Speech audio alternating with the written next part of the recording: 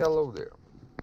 Continuing the video, let's just adjust the camera so you can see it better. I think it's okay.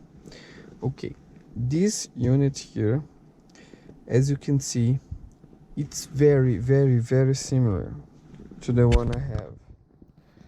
So I have what? This one here is from Belsee. Look. It's with Android 8.0 and 4 gigabytes of memory, RAM memory, okay? This one here is not from Belsee, okay? It's Android 7.1. Look here. Let's see very close. It's in Portuguese because I'm Brazilian, as you can see from my accent. But as you can see here, let's check it. Here, Android 7.1. Okay. And let's go back. I don't know where I can see the memory, RAM memory.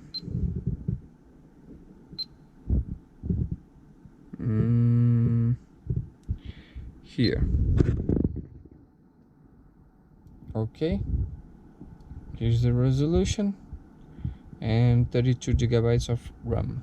Okay, it's a quad-core all-winner 7.1. okay, this unit here, it's not good because my wheel controls don't work.